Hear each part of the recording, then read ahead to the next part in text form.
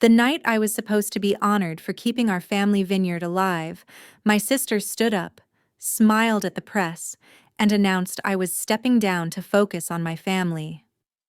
The crowd applauded. I stared at her in silence, because I'd never written that letter. My parents nodded beside her like it was all part of the plan. No warning, no defense. Just a public erasure of everything I built. That night, I didn't scream. I disappeared. And when I returned, it wasn't for closure, it was for the reckoning. Before I continue my story, where are you watching from? Hit that like and subscribe button. If this hit something in you, trust me, you'll want to hear how this unfolds. When Camille clinked her glass and said, "We have an announcement to make," I thought she was going to thank me for holding the vineyard together while she chased photo ops and yoga retreats. But then she smiled too wide and added, "Rachel has decided to step down from her role as managing director to spend more time with her family." Applause? Actual applause? Forks paused midair. Camera shutters clicked. My hand stayed frozen on my linen napkin as I looked around that long white table draped in our family crest. My parents sat at the head, flanking Camille like she was royalty, both nodding as if this had been discussed and lovingly agreed upon. I hadn't even seen the letter she claimed I wrote. A resignation? I didn't resign. I would never. Not from the vineyard I stayed up all night nursing through frost seasons and wildfires. Not from the land I mortgaged my car to help irrigate after Dad refused to cut his golf budget. I turned to Mom. She wouldn't meet my eyes. Dad just raised his wine glass like a CEO sealing a merger. And Camille, she basked in it. That polished look of someone who'd rehearsed the betrayal in her bathroom mirror, maybe even smirked while doing it. There was no seat at that table for protest. Not in front of donors. Not in front of the magazine crew here to photograph the strongest women in West Coast wine. I didn't cry. I didn't make a scene. But I remember the moment my nails dug crescent moons into my palm under the tablecloth. I remember every label on every bottle they served that night, because I had designed them. My hands, my late nights, my strategy. Camille had posted the designs on Instagram like she painted them herself. That's what this family did. They wore other people's work like heirlooms. I stood up, steady but cold. My chair scraped back hard against the flagstone floor, cutting through the crowd's soft chatter. Camille kept smiling, her eyes daring me to say something. I didn't. Not yet. I left my full glass untouched, pushed the letter napkin away, and walked out through the barrel room without a single word. I could feel them watching, waiting for a scene, waiting for proof that I was too emotional to lead. But I gave them nothing. Not that night. They had no idea what I was walking toward. They had just executed a public exile. But I was already rewriting the story, because I knew something they didn't. The most dangerous person in the room isn't the one who yells. It's the one who says nothing and starts building. They said Camille had the vision. She could light up a tasting room, laugh with investors, charm distributors over dinner. Meanwhile, I was the one behind the scenes, bleeding into spreadsheets, negotiating with pickers when the summer drought cut the crop yield, fixing broken irrigation lines myself when contractors ghosted. But when Wine and Table magazine listed Whitaker Vineyard as a top emerging legacy brand, it was Camille's face on the cover. And I let it happen, because back then I still believed family was worth compromising for. When Dad's back went out, I handled every harvest. When the zoning board nearly shut us down over pesticide runoff, I dug through 5 years of land records and fought them on a technicality I found at 2 a.m., while everyone else was asleep. I wasn't the charismatic one. I was the fix-it one, the forgettable glue. Even when Mom fell and broke her hip during bottling season, It was me who shifted my office into her hospital room. Camille visited with flowers, posted it to Instagram, and left in under 20 minutes. She cried when the likes came in. I cried when Mom needed help to the bathroom. Camille always said she couldn't be burdened with the vineyard full-time because she was building her own brand. That brand, by the way, lived on the back of our family's reputation, off the vineyard's account, and under a trust that I only later realized had been carved out without my name. I was the one who added sustainability practices, who converted half our production to organic certification and brought in a record number of European distributors last fall. But the press releases? The tours? All credited to Camille. And the more I swallowed, the more they took. I had one rule: don't betray each other. We can fight, we can argue, but we don't lie to each other's faces and pretend it's loyalty. That rule cracked the day I overheard Camille on the phone with a regional buyer. Yes, we've streamlined operations now that Rachel's phasing out. Phasing out. Like I was a server aging out of double shifts. I confronted Mom about it once, quietly, in the kitchen. She didn't blink, just stirred her coffee and said, "Camille has the temperament for long-term leadership." I stared at her, stunned. I've been managing the books, production, certifications, and partnerships. What do you mean, temperament? She only shrugged and said, "You're too exacting. Sometimes people need warmth." I laughed. A short, stunned sound. That warmth was manufactured. She knew it. We all did. But fake smiles make prettier headlines. And I wasn't pretty. I was necessary, or at least I had been, until necessity became inconvenient. I didn't want to believe it. Not really. But when Dad pushed through a surprise amendment to the family trust, one that shifted all real estate rights into Camille's name for tax efficiency, I stopped believing in loyalty. They hadn't cut me out. In a single day, they did it inch by inch, smiling, clapping, whispering phrases like modernizing operations and easing generational transition. Until one day I woke up and realized I didn't own any part of the thing I built. I was just a story they told to investors, and even that version of me, they planned to erase. That was the moment I stopped grieving and started watching. Because if they could lie about who I was, I could show them who I really am. I didn't want revenge. Not then. What I wanted was to finally be seen, not for the face I never painted, but for the fire I'd been hiding. And it was Aunt Corinne, the woman they once called a traitor, who reminded me, "You can't reclaim what you were never given. You build something else, and then you let them watch." I hadn't seen Aunt Corinne in over a decade. The last time her name came up, Mom dismissed her with a single wave and a clipped, "She made her choice." Corinne had been the family's legal advisor back when the vineyard was half the size, and none of us knew the difference between asset protection and embezzlement. She'd raised questions, quiet, technical, dangerous ones, about Dad's offshore accounts and some land deals that didn't quite add up. For that, they labeled her disloyal, stripped her title, and told us she left to start a hobby firm for divorcees. I believed them. Until the night after the legacy dinner. I was packing up the last of my things from the vineyard office they locked me out of when my personal phone buzzed. Unknown number? I almost ignored it. Then I saw the message.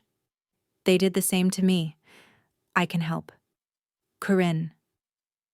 I stared at it, heart ticking like a broken watch. 10 minutes later, I was sitting across from her in a candle-lit booth in a side street cafe 2 towns over. She looked older, sharper, but her eyes hadn't changed. Still steel under glass. She slid a manila folder across the table without a word. Inside were documents I'd never seen, versions of contracts, amendments, tax forms, all forged, all with my initials digitally inserted. "They used you, Rachel," she said calmly, "and now they're erasing the evidence by framing you as the one who botched the estate filing. This isn't just about cutting you out. If you don't respond, you'll be blamed when the IRS investigates the land trust fraud they've been hiding for years." I felt sick, but also clear. Camille's speech, the fake letter, Mom's sideways glance, Dad's sudden trust amendment, everything clicked into place. I wasn't just removed. I was being set up as the fall girl. Corinne sipped her tea and studied me. "You have two choices," she said. "Let them finish the rewrite, or become the author of your own ending." I asked her what that meant. She told me she now ran a boutique legal consultancy that specialized in whistleblower cases and corporate disentanglement. Quiet takedowns, wrapped in paperwork. "You don't need to destroy them," she said. "You just have to tell the truth better than they lie, and let the systems they manipulated do the work for you." That night, I didn't sleep, but I didn't cry either. I dug up every file I had, every email, every contract I'd signed or been CC'd on. I encrypted everything, handed it over, and asked Corinne one question: "What do I do next?" She smiled for the first time. "Disappear. Let them believe they've won. We'll let the pressure build from underneath. And when the time's right, you walk into the one room they thought they'd locked forever." I didn't know it then, but I had already crossed the line. Not into war, but into control. Real, quiet control. The kind they never saw coming. They say when you disappear, the world keeps spinning without you. That's the point. You let their rhythm carry on, unbothered, unchanged, while beneath it, you dig the foundation for something they'll never see coming. I left Napa Valley 2 weeks after my final meeting with Corinne.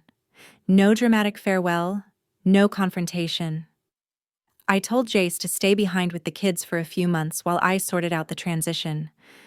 We both knew that wasn't what I was really doing.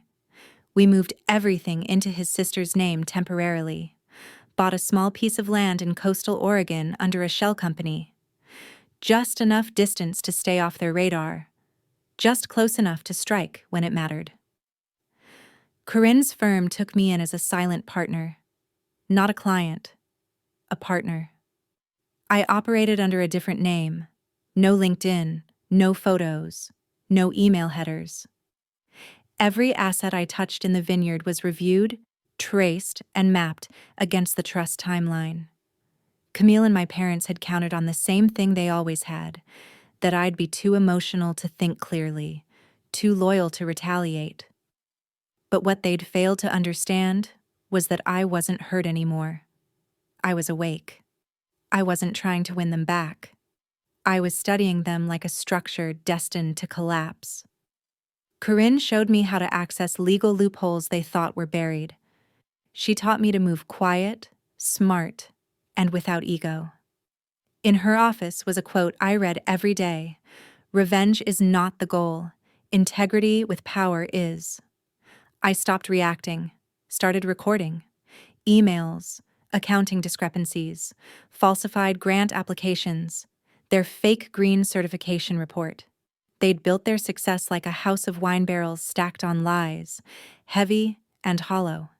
And they'd signed everything, over and over, in their own names. While they were hiring a PR team to launch Camille's Clean Harvest campaign, I was already forwarding their pesticide vendor contracts to federal regulators, anonymously. While they were staging photos for the family's annual Wine is Legacy Gala, I was in a sealed meeting with the estate's former accountant, who was more than happy to share files once I offered him immunity through Corinne's firm. My favorite moment was when Camille's face popped up on a local business channel, boasting about our vineyard's transparency. I sat in Corinne's office, sipping coffee, watching her lie while knowing that every word she spoke was already being audited. Still, I didn't make a move. Not yet. I waited. Because timing is everything. If you go too early, you give them room to recover. But if you wait until they've doubled down on the lie, until they've spent real money and built real events on the illusion, then when you take it away, the fall is theatrical. So I waited for the one moment they valued most, the inheritance certification review. Every family-held vineyard worth over $20 million has to undergo a third-party valuation if assets are going to change. Hands formally under a legacy clause. They'd built their image for this moment, prepared to make Camille the sole inheritor. I RSVP'd the morning of the hearing. No warning, no reply, no acknowledgement.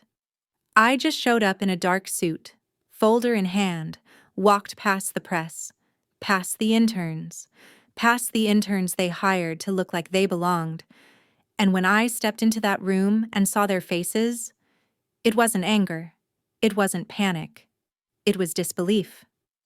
I had become something they didn't recognize. I wasn't the backup anymore. I was the verdict. The room was glass-walled, sun-drenched, and buzzing with the low hum of people pretending to be polite. Legacy attorneys, vineyard board members, trust officers, everyone Camille had spent the last year whining, dining, and charming into submission. My father was at the far end of the table, his gray suit sharp, his eyes scanning a printed agenda like he already owned the outcome. Loretta sat beside him, expression tight, hair perfect, tapping her pen in that slow, nervous rhythm I hadn't seen since the zoning violation hearing years ago. Camille stood nearest the podium, surrounded by glossy folders and a digital presentation loaded on the screen behind her. The words read, "The Future of Whitaker Vineyard, a Legacy Entrusted." No one noticed me at first. I took a seat in the back, folder in hand, waiting for them to begin. The moderator called the session to order. Camille launched into her pitch. Succession planning, modernization, commitment to sustainable practices, how the vineyard had thrived under her leadership. Half-truths wrapped in charm. She referenced my departure as a difficult but graceful step toward personal growth. That was when I stood up. The room paused like someone had dropped a bottle. "Pardon me," I said calmly, walking forward. "Before the review continues, I'd like to submit supplementary evidence." A few heads turned, then more. Camille froze mid-sentence. Dad squinted like I was an optical illusion. Loretta whispered something under her breath. I handed the moderator the folder, signed and sealed with notarized documentation from Corinne's firm. The moderator skimmed. His eyebrows lifted slightly. Then he cleared his throat. "This changes quite a bit." Camille took a step forward. "She's not supposed to be here," she said. Her voice was smooth but shaking. "She relinquished her role over a year ago." I turned to her, finally meeting her gaze. "I never resigned," I said. "And the letter you submitted was forged, along with half the transfer documents filed under the family trust, all traceable, all documented." The silence was surgical. Corinne walked in at that moment, right on cue, with an additional box of hard copies and a digital drive. This includes email records, time-stamped files, internal communications, and vendor reports contradicting the sustainability claims made on recent applications, she said, without looking at anyone. Camille tried to laugh. "This is insane. You're trying to sabotage your own family." I didn't flinch. "No, Camille, you did that when you tried to erase me with my own name." Dad stood furious, about to speak, until the moderator raised his hand. "We'll be suspending the certification process pending full investigation," he said flatly. "Any asset transition is now frozen." And just like that, the thing they built on my silence cracked open. They had no speech prepared for that moment, no Instagram caption, no recovery plan. Because they never imagined I'd fight with facts instead of fury. I didn't need to scream. I didn't need to beg. I walked out while the room scrambled behind me. I wasn't the lost daughter anymore.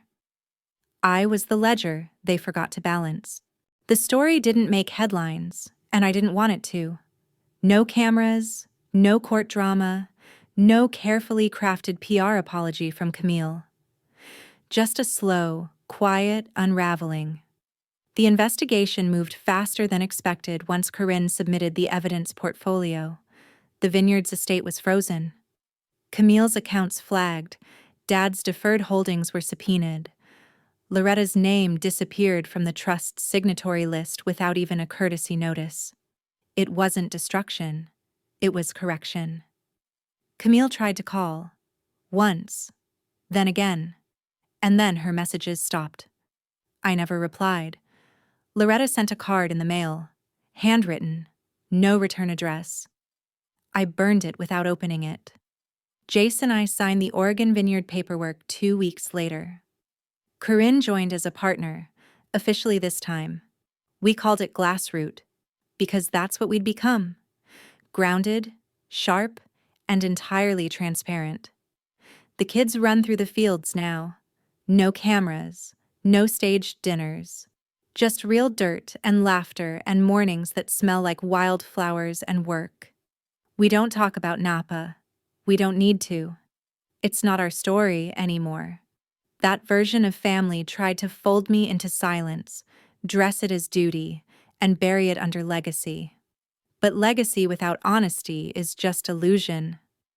I didn't burn the bridge. I lit the path away from it. Some people asked if I ever wanted revenge. The truth? Not really. What I wanted was a place where I didn't have to justify my worth to people who traded love for leverage. And that's what we built. Real roots. Real home. And if they ever try to find me again, they'll learn what they should have understood years ago. You can take someone out of the will, but you can't erase the part of them that remembers. I'm not angry. I'm free. And I don't miss them. Not even a little. Rachel's story teaches us that betrayal doesn't always show up with slammed doors or screaming matches. Sometimes it arrives with a smile, dressed in family loyalty, and sealed with legal signatures forged in silence. What makes her revenge so powerful isn't that it was loud or aggressive. It's that it was intelligent, calculated, and bound by a higher standard: truth. In a culture where forgiveness is often glorified at the cost of self-respect, this story challenges that notion. It reminds us that while letting go can be healing, so can drawing a line so clearly that no one dares cross it again. Forgiveness is noble, but boundaries are survival. At the heart of Rachel's journey is a message that resonates deeply with many Americans. Loyalty is not love if it requires you to lose yourself. Family isn't just blood. It's the people who show up, respect your voice, and don't need to exploit your silence to feel powerful. Rachel didn't seek revenge to destroy her parents or sister. She sought clarity, accountability, and the chance to build something authentic. She didn't need to shout. She just needed to be strategic. Her silence was never weakness. It was patience. And when it finally broke, it spoke louder than any confrontation ever could. In today's world, many people are quietly carrying the weight of unfair family expectations, being the responsible one, the fixer, the invisible backbone. If that's you, Rachel's story is your mirror. It says, you're not wrong for wanting space, truth, and something better. And you don't have to burn everything down to get it. You just have to stop giving away your light to those who only want your shadow. How to get started today. 1. Review your boundaries. Write down who respects them and who repeatedly crosses them. 2. Start documenting. If something feels wrong in your life, whether personal or professional, start keeping records. It's not paranoia, it's protection. 3. Reach out to your Corinne, Everyone has someone outside the chaos who once got pushed away. Maybe it's time to call them. 4. Redefine home. It's not where you came from, it's where you're respected. What about you? Have you ever had to walk away from family to save yourself? Tell us in the comments. And if this story hit a nerve, subscribe, share it, and let someone else know they're not alone.